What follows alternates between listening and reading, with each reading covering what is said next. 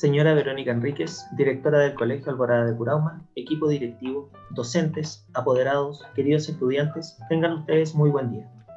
Junto con saludarles, tenemos el agrado de invitarlos a visualizar un video preparado con ocasión de la celebración del Día del Patrimonio Cultural, instancia en la que se celebran los valores, el rol y el significado de nuestra herencia nacional, y que como comunidad alborada queremos expandir más allá de la mera visita a los numerosos museos, monumentos y parques que podemos visitar, ya sea de manera presencial o virtual en función del contexto sanitario que estamos viviendo. Desde el año 2000, el mes de mayo se reserva para organizar una fiesta cultural, donde cientos de edificios históricos y patrimoniales a nivel nacional abren sus puertas al público para dar a conocer sus principales funciones, características e historias que los han hecho y hacen ser parte esencial de nuestro país. La celebración en este día tan particular se conmemora en nuestro establecimiento a través de la realización de distintas actividades, todas ellas distribuidas por niveles y orientadas a que nuestra comunidad conozca los principales bienes que conforman nuestra cultura, así como los relatos e historias que deben ser protegidos como estrategia para la conservación de nuestra identidad. Es importante para lograr dicho objetivo entender que el patrimonio de un país o de una ciudad lo conforma todo lo que pertenece a él, su territorio, su flora y fauna, sus habitantes con sus diversas expresiones artísticas, ideológicas, religiosas e historias personales de vida, sus instituciones, sus edificaciones, en fin, todo lo que le da vida y sentido a una sociedad. Considerando la situación sanitaria actual, las actividades organizadas en torno a la celebración del Día del Patrimonio en Casa 2021 y conscientes del rol fundamental que la cultura y el patrimonio tienen en la vida de todos los ciudadanos, como establecimiento hemos diseñado actividades en formato virtual para que los más pequeños valoren las tradiciones y juegos que comparten con los adultos y sean parte desde la más tierna infancia de nuestra identidad de manera segura y con todas las medidas sanitarias. Por su parte, los niveles NB1 y NB2 han sido invitados a compartir las experiencias en torno a la práctica de los juegos tradicionales que como país y comunidad celebramos año a año y de los cuales, sin saberlo, somos todos custodios. Los cursos de quinto a octavo fueron testigos de la presentación de dos compañeras que nos abrieron las puertas de su hogar para contarnos sobre cómo cuidan y atesoran el patrimonio familiar y nacional. Por su parte, de manera particular, los estudiantes de educación media tendrán el honor de ser espectadores de una charla sobre preservación del patrimonio, puesta en valor de la cultura e identidad, así como testigos al mismo tiempo del relato de un tesoro humano viviente que tiene en su memoria vivencias y experiencias en el campamento minero de Chuquicamata. Nuestros más sinceros agradecimientos a las apoderadas Doris Tolosa, de Séptimo Peumo, por contarnos su historia personal, y Claudia Matei, de Segundo Medio Maqui, por entregarnos su expertise y conocimientos en torno al tema del patrimonio. A ambas reitero nuestro más sincero agradecimiento por su tiempo y colaboración. Para finalizar, toda la comunidad alborada queda cordialmente invitada a disfrutar en su tiempo libre, en familia y desde la seguridad de sus hogares, de los recorridos virtuales que se pueden realizar por distintos museos, monumentos y parques que se pueden efectuar en este contexto y cuyos enlaces serán publicados el día viernes en las redes sociales del establecimiento. Junto a ellos, quedan todos cordialmente invitados por el administrador del Parque Nacional de Peñuelas y la administradora del Museo Histórico de Placilla a visitarlos cuando el contexto sanitario así lo permita, de modo que podamos ser todos partes de los esfuerzos por preservar nuestro patrimonio material, inmaterial y natural. A continuación, en representación del Colegio Alborada de Curauma y el Departamento de Historia, Filosofía y Religión, los invito a disfrutar de las intervenciones de nuestras distinguidas apoderadas, actividad que hemos denominado Juntos Cuidamos el Patrimonio.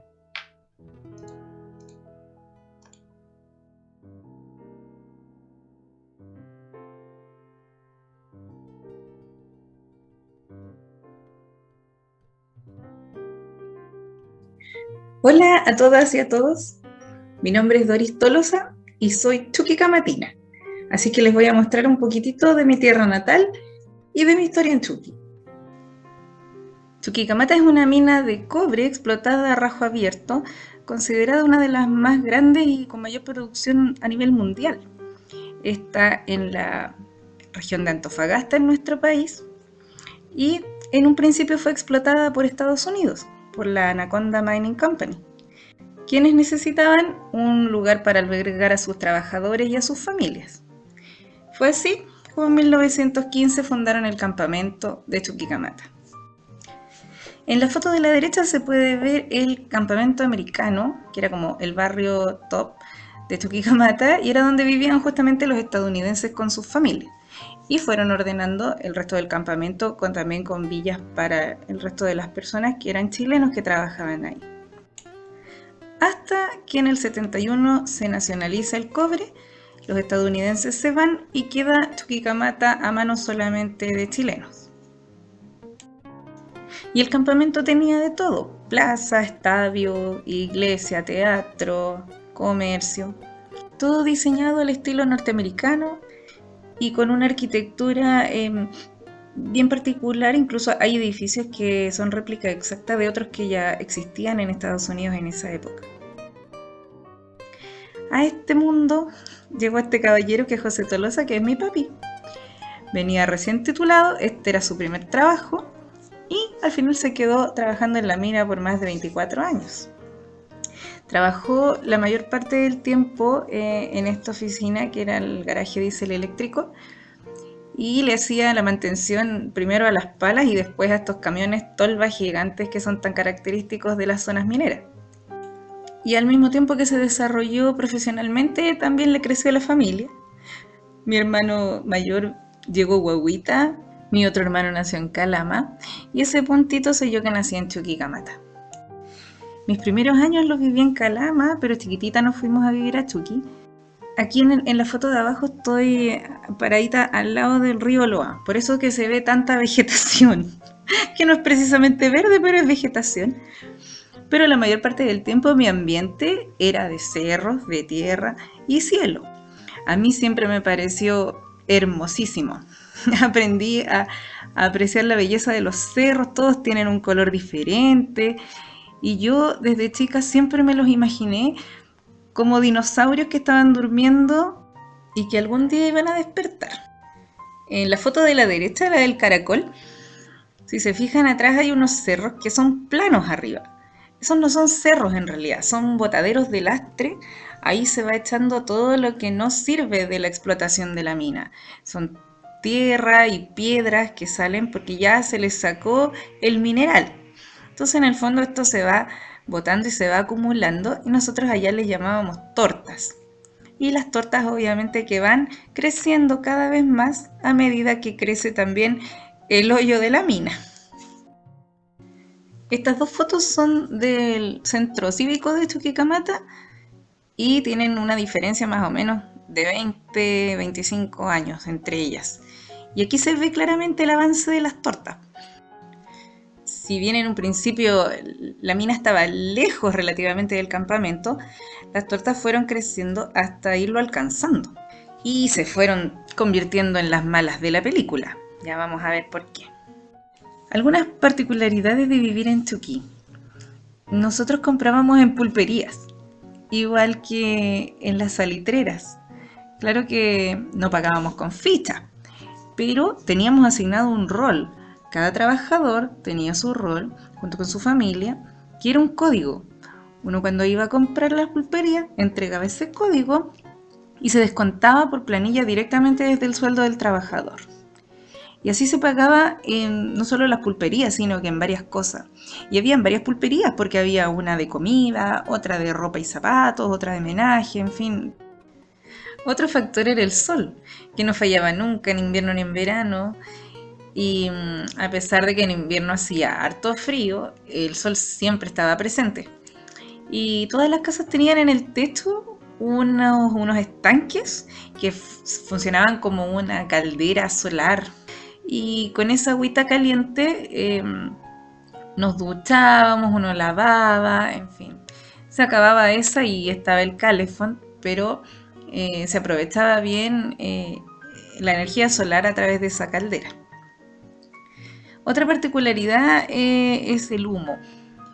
Ahí pueden ver en esta foto cómo se fue acumulando la nube tóxica, y todo esto gracias a las malas de la película que les contaba yo, las tortas, porque fueron creciendo y fueron impidiendo que el viento se llevara el humo. Al principio, cuando recién empezó a trabajarse la mina, no había problemas de contaminación, pero a medida que fue creciendo la producción, se fue transformando el campamento cada vez más en una ollita y fue juntando más el tema del humo. Y era fome porque a veces no podíamos salir a recreo o no podíamos hacer educación física. No era siempre, pero cada cierto tiempo amanecía especialmente denso el humo y teníamos que suspender cualquier actividad al aire libre. Y otra cosa con la que convivíamos a diario, esto no es negativo, era el polvorazo, que era la tronadura que hacían en la mina 2 veces al día, todos los días, a las 12 del día y a las 5 de la tarde, para explotarla. Entonces ponen dinamita, ¿cierto? Y hacen una explosión controlada. Y eso se siente como un temblor, así bien fuerte, pero bien cortito y bien ruidoso. Entonces, y eso es todos los días y uno sabe ya como que viene el polvorazo, son las 12, son las 5. Era como la sirena de los bomberos que también sonaba a las 12 todos los días. Uno de mis lugares favoritos en Chuquí era el hospital, el Royal T. Glover, que se llamaba así porque Royal T. Glover era el vicepresidente de la Anaconda Company y fue quien lo gestionó y lo hizo posible todo en Nueva York. De allá mandaron los planos, fue todo diseñado y planificado allá. Y se terminó de construir el 60.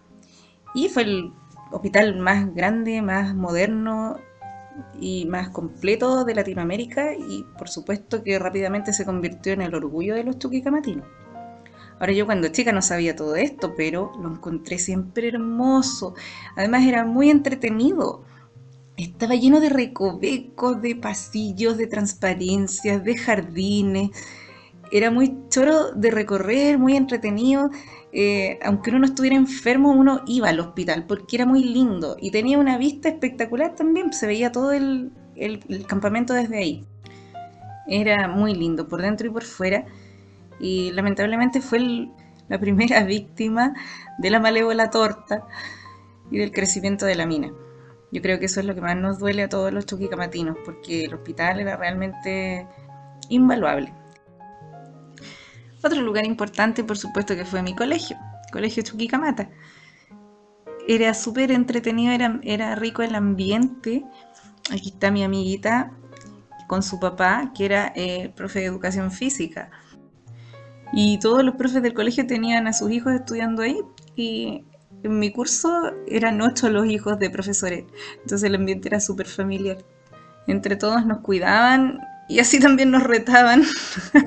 No podíamos portarnos mal ahí. Y como edificio también era entretenido.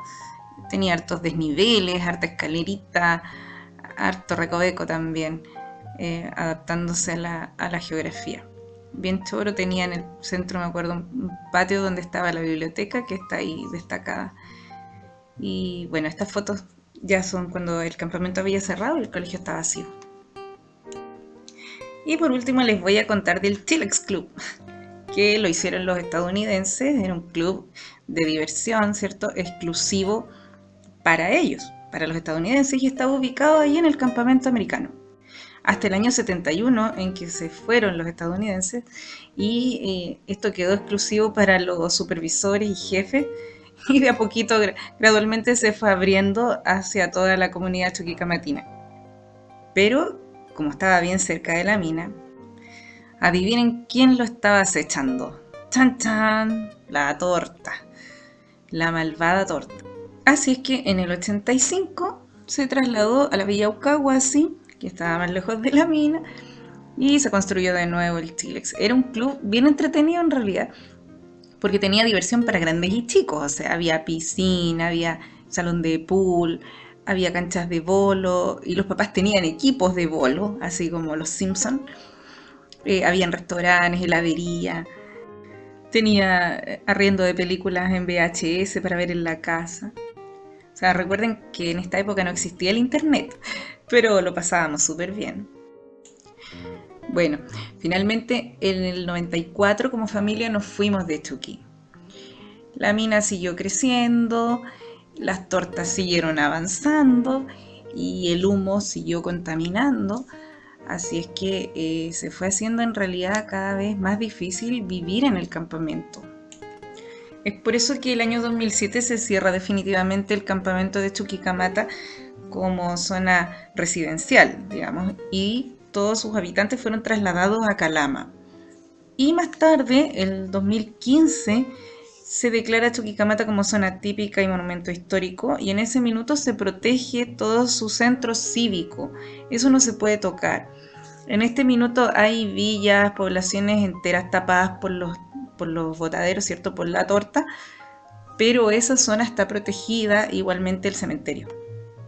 Y en este mismo año, el 2015, que fue cuando se celebró el centenario de Chuquicamata, se establece como día oficial del chuquicamatino y chuquicamatina el 18 de mayo. Actualmente la mina de Chuquicamata sigue funcionando, se sigue explotando, y a partir del 2019 está operativa la mina subterránea de Chuquicamata. ¿Ya? Entonces el Rajo Abierto ya no se siguió profundizando, se sigue explotando como hacia los lados, digamos, pero sí por debajo siguen sacando mineral. Y en cuanto al campamento, sigue cada vez más enterrado. Estas fotos son del 2010 y ahí todavía no avanzaba tanto la torta como está ahora.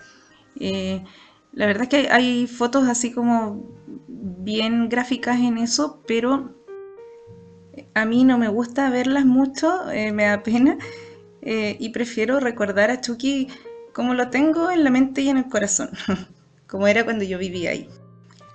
Y tuve tan lindas experiencias. Muchas gracias por su atención. Para mí ha sido un gusto compartir con ustedes un pedacito de mi historia, de mi vida en una época que fue tan linda. Muchas gracias, que estén súper bien. Chao.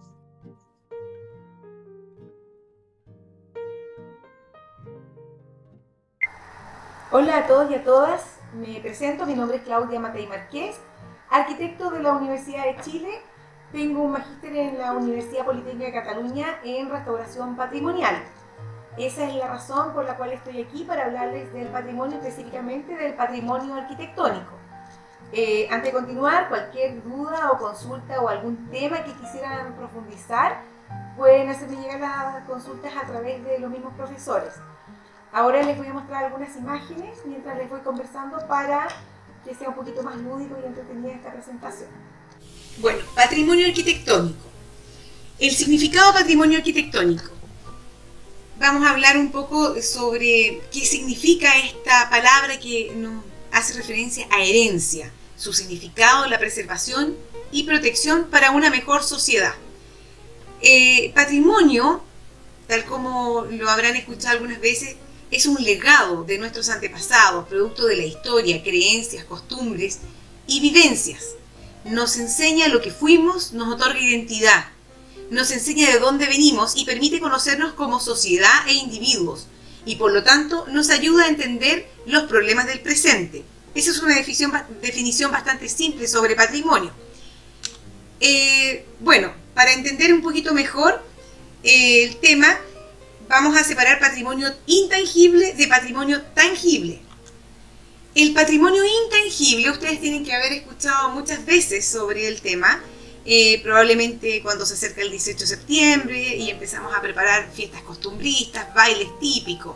Bueno, el patrimonio intangible son todas las expresiones, conocimientos, actividades, técnicas que transmiten identidad y cultura de una determinada comunidad, de un grupo, de una sociedad. Por ejemplo, como muestra la imagen, la fiesta de la tirana.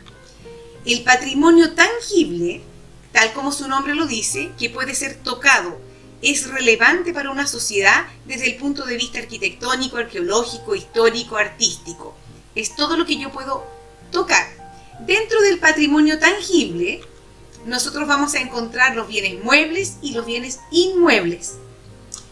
Los bienes muebles, tal como lo dice su nombre, son aquellos elementos que yo puedo mover fácilmente, o con una grúa, o con ayuda de muchas personas, pero que yo puedo desplazar de un lugar a otro. Por ejemplo, una cerámica de Ayita, una arpillera de Violeta Parra. De igual manera, transmiten un momento cultural, transmiten elementos culturales de una determinada época y una sociedad cuando fueron confeccionados. Por lo tanto, se convierten en patrimonio de bienes muebles, tangibles.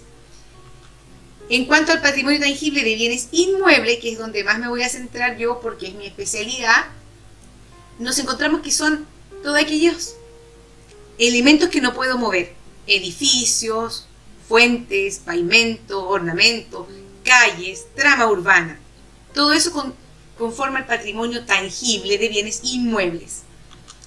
Bueno, para entender un poquito mejor el patrimonio arquitectónico de estos bienes inmuebles, del patrimonio tangible, para entender cómo podemos preservarlos, cómo los podemos proteger y también entender por qué es tan importante hacerlo. Ya veíamos que en la definición nos ayuda como sociedad a entender el presente, conociendo el pasado. ¿Qué podemos hacer para poder preservar y protegerlo? Hay 4 caminos fundamentales, pueden haber muchos más, pero a grosso modo, tenemos que primero identificar las normas, investigar y difundir. Difundir es muy importante, porque si no hay conocimiento nadie va a entender por qué hay que cuidar o no cuidar un inmueble. Bueno, vamos a hablar un poquito de la identificación. Aquí yo les puse de nuevo la definición de lo que es patrimonio tangible. Reconocidos y registrados. ¿A qué nos referimos con eso? Que en el fondo de alguna manera nos tenemos que poner de acuerdo entre los interesados en el tema para definir cuándo es patrimonio y cuándo no lo es. ¿Y cómo hago esa definición? ¿Porque me gusta? ¿Porque es bien antiguo? ¿Porque es más nuevo? No, porque uno identifica ciertos valores. Por ejemplo, aquí les puse Notre Dame en París, Francia, y no sé si identifican la capilla que está arriba, la capilla La Dormida, en la Cuesta de la Dormida, aquí en la quinta región. Ambos son patrimonio. Uno en Chile, el otro en Francia. No podríamos decir cuál vale más. Probablemente económica y monetariamente Notre Dame vale muchísimo más. Pero en cuanto a valor patrimonial no son comparables, porque ambos tienen características y conceptos que los hacen ser valiosos para una cultura, para una sociedad. Por ejemplo, la capilla La Dormida tiene una relación muy estrecha con nuestra historia. Hay acontecimientos que ocurrieron aquí que la hacen muy valiosa. Notre Dame es el reflejo de una época, de cómo Dios era el centro del universo y el humano construía estas iglesias para lo más altas posible, lo más explicadas posible para llegar a Él. Tiene que ver con los materiales disponibles, tiene que ver con lo que la iglesia como institución quería transmitirle al ser humano, esto que daba miedo. Y así un montón de otros conceptos que hacen que este inmueble, además de ser hermoso a la vista y quizás nadie podría poner en duda su valor, pero hace que este inmueble tenga un valor patrimonial. Y asimismo la capilla La Dormida, por sus técnicas constructivas, por lo que significa su emplazamiento y los hechos históricos que ocurrieron aquí.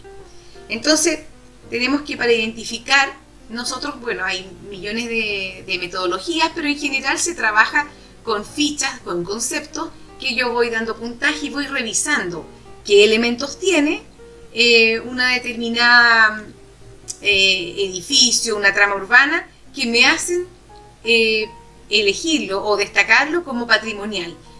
Hay ciertos conceptos que tal vez son característicos de un estilo o tipología de construcción, o quizás es único o muy escaso, o quizás es un conjunto urbano, un entorno a un patrimonio que tiene más valor. Bueno, todos estos conceptos me van a ayudar a definir lo que es y lo que no es patrimonio. Acá en Chile y en todas partes del mundo. Se hace de diferentes maneras, pero más o menos la metodología es similar. Pero ¿para qué me sirve esto de definir? Una, para ponernos de acuerdo. Pero lo importante es que al definir lo que es y no es patrimonio y al definir qué conceptos lo hacen ser patrimonio, voy a poder definir los valores que voy a preservar. Todos estos valores que yo preservo, que cuido, me van a hacer conservar este inmueble o patrimonio arquitectónico. Bueno, ¿cómo lo conservo? Con la buena voluntad no basta. Tengo que tener normas. Y aquí viene la segunda forma de preservar, a través de las normas. Bueno, ¿cómo se hace en Chile? En Chile tenemos dos cuerpos legales que nos resguardan el patrimonio. La Ley 17.288 del Consejo de Monumentos Nacionales y la Ley General de Urbanismo y Construcción.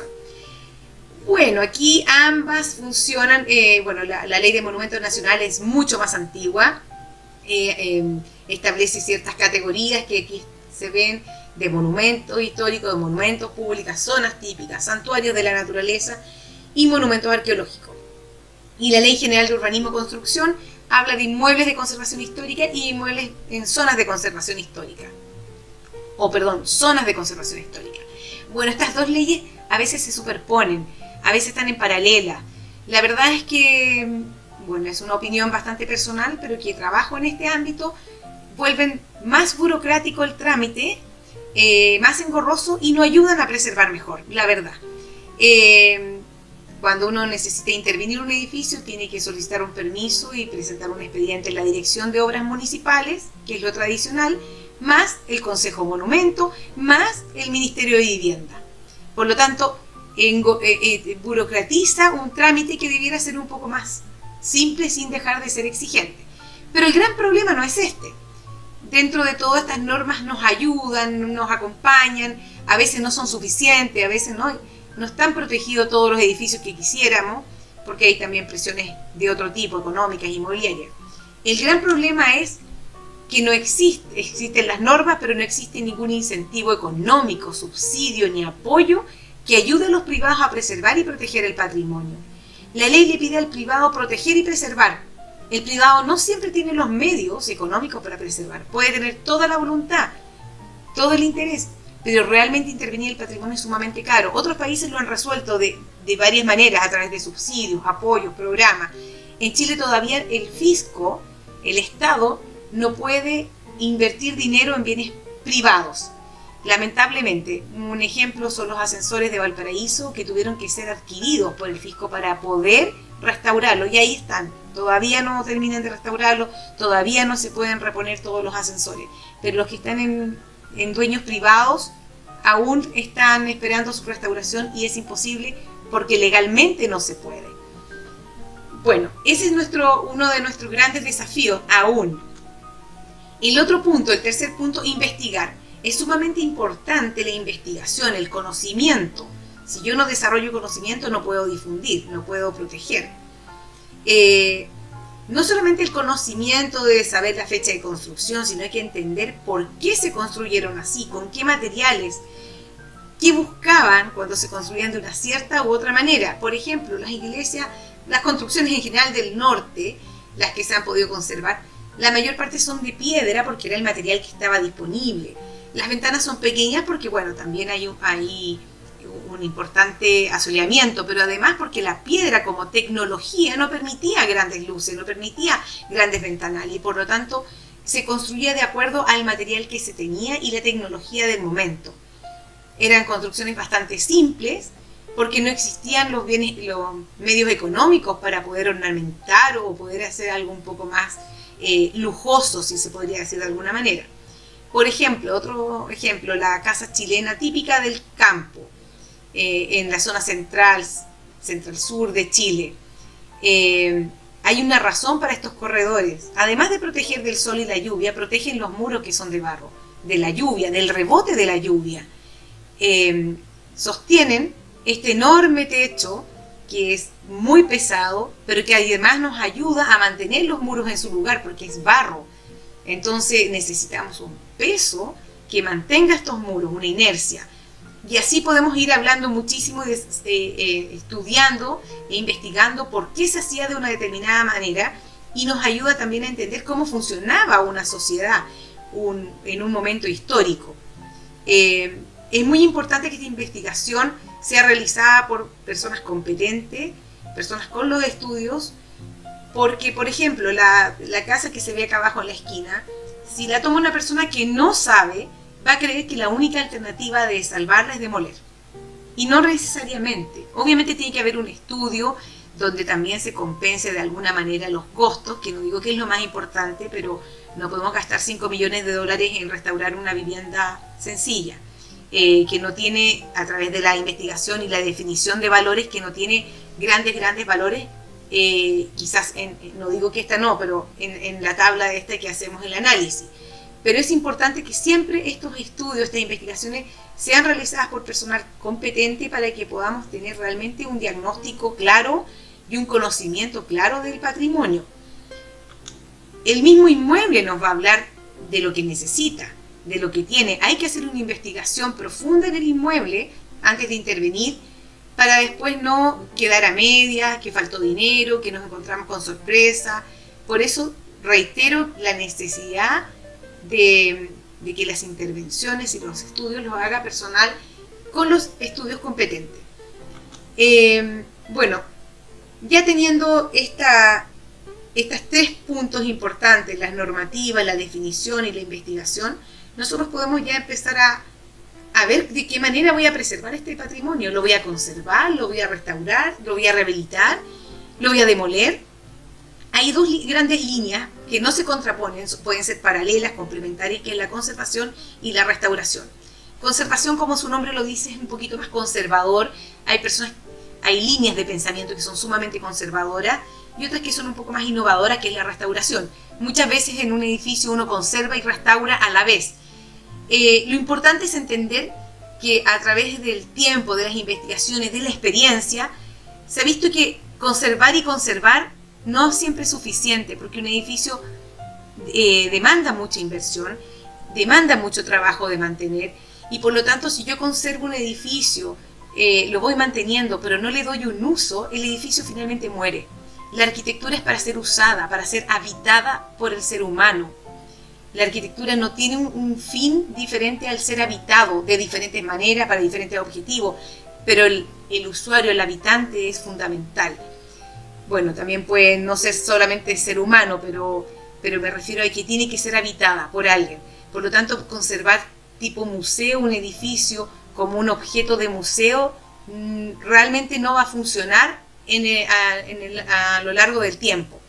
Sí, yo puedo conservar ciertos edificios que son realmente importantes en cuanto a su singularidad y se pueden transformar en museos in situ, donde uno ingresa y ve exactamente cómo era antiguamente, cómo se vivía, pero esos son casos puntuales.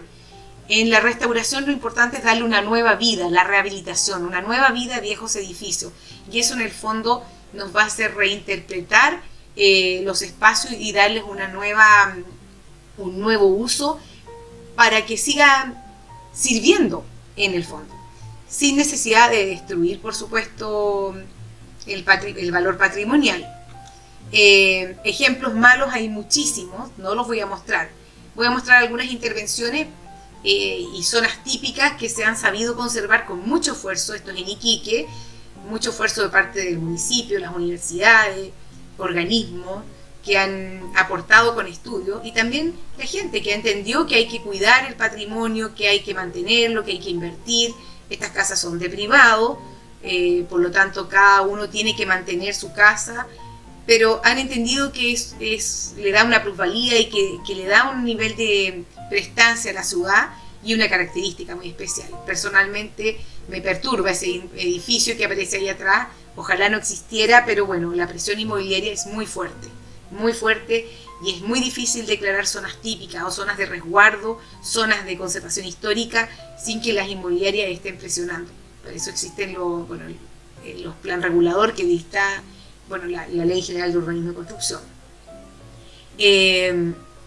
Otro ejemplo es Sewell, que es una ciudad minera en Rancagua, hacia la cordillera. Es fantástica, es una expresión de la forma de vida de los mineros de la época. Se restauró, se ha mantenido, incluso hay ciertas casas que se mantienen tal como eran en la época, para que uno vea y realmente pueda percibir al momento de entrar cómo era la vida y dimensionar y valorar cómo vivían los mineros en ese tiempo. La arquitectura tiene esa ventaja de que es un museo in situ, nos traslada a ese momento histórico, sin que tengamos que leer un documento o escuchar a alguien describir. El solo hecho de ingresar a un edificio antiguo que se ha conservado nos puede transmitir un montón de información. Bueno, los palafitos de Chiloé no están protegidos, pero son patrimonio por su sistema constructivo, por su morfología, por su forma de asentamiento. Tiene una serie de cualidades que lo hacen ser de carácter patrimonial, son maravillosos. Bueno, pasamos a la difusión. No sirve de nada hacer todo lo anterior y que quede en los departamentos de investigación de las universidades, en los que estudiamos un magíster en restauración, en los arquitectos. No sirve de nada si no difundimos, si no damos a conocer, si no enseñamos. Nadie puede valorar algo que no conoce y por lo tanto la difusión es fundamental. La difusión, como yo decía antes, los edificios tienen que estar vivos, tienen que servirle a la comunidad, tienen que ser utilizados y por lo tanto es una forma de difundir, es darle usos. Por ejemplo, bueno, aquí no puse las fuentes por tiempo, pero este es un museo, pero a su vez permite recorrerlo sin dañarlo, sin tocar, sin intervenir la estructura antigua, que es sumamente antigua, pero nos permite recorrer y conocerlo. Acá tenemos una intervención contemporánea junto a una trama urbana que respeta las alturas, respeta los ritmos. La verdad es que son intervenciones bastante buenas, audaces. En Chile todavía no llegamos a esto, porque generalmente cuando se trata de hacer cosas un poco conservadoras, el resultado no siempre es muy bueno, que mantienen los valores del espacio público en este caso. Bueno, acá hay otro ejemplo, el Museo de Arte Moderno en Barcelona, que es completamente nuevo, pero mantiene las alturas, respeta los inmuebles que hay alrededor, una trama urbana sumamente antigua en la Ciudad Vieja. Bueno, vuelvo al punto inicial nuevamente, la preservación y protección para una mejor sociedad. Porque no tiene sentido conservar por conservar, preservar por preservar y decir que es importante porque aprendemos de cómo vivían los antepasados.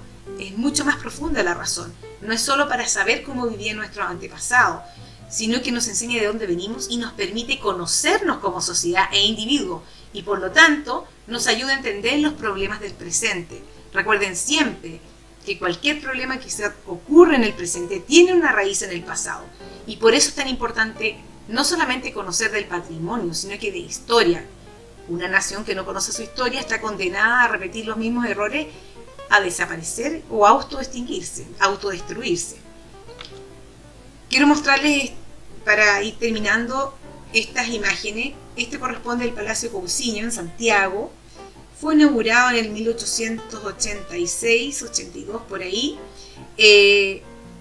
No necesito describirlo, ustedes lo ven, lleno de lujos. Fue el primer edificio inmueble en Chile en tener iluminación a través de electricidad. Trajeron un generador de Thomas Edison a Chile para poder generar la iluminación vía electricidad. Este edificio nos habla cómo era la sociedad en ese momento, las fiestas. No había ni una gota de austeridad, había que demostrar el dinero que había. La sociedad se relacionaba a través de estas fiestas, de estos encuentros, estas cenas, estos bailes. Así funcionaba Chile. Y también puedo mostrarles que esta misma época, esta otra imagen, que es de un conventillo en Santiago. La foto es de 1920, pero el conventillo existía desde antes. Esta arquitectura también nos puede hablar de cómo vivía la gente con menos recursos, la clase obrera, los niños, las mujeres. Vivían en condiciones inhumanas. Entonces este contraste entre el Palacio Cousiño y otros palacios más, este es un ejemplo, y estos conventillos, esta arquitectura también nos da una información muy importante de que había una sociedad sumamente injusta, población sumamente postergada. Y por ejemplo esta imagen que también es de un conventillo, no sé si ustedes recuerdan haberlo estudiado, la cuestión social, se da por esos años, ¿no? 1920, alrededor de esos años empiezan los historiadores a hablar de la cuestión social. Aquí la gente moría, vino la pandemia, la gripe española, murió mucha gente, murieron niños, por supuesto que la clase obrera, las personas más pobres fueron los que más murieron. Entonces, Nuevamente, el patrimonio no solamente nos entrega una imagen, un edificio bonito, sino que nos entrega una información sumamente importante para entender por qué la sociedad funcionaba de esa manera y por qué la sociedad sigue funcionando de alguna manera de la misma forma. Conocernos como sociedad e individuos nos ayuda a entender los problemas del presente. Muchas gracias. Agradecemos a las apoderadas Doris Tolosa y Claudia Matei por compartir con nosotros sus experiencias y vivencias, además de generar conciencia sobre el cuidado del patrimonio y de nuestro entorno. También los invitamos a todos y todas a que revisen las diferentes redes sociales en donde se ha estado subiendo el contenido que se ha estado realizando durante esta Semana del Patrimonio Cultural. Y para finalizar, agradecer nuevamente a los diferentes integrantes de nuestra comunidad Alborada que participaron en esta semana colaborando con sus experiencias e historias que nos permitieron conocer un poco más del patrimonio tangible e intangible de nuestra comunidad Alborada. Por lo mismo es que les deseamos que tengan un muy buen fin de semana y que puedan descansar junto a sus seres queridos.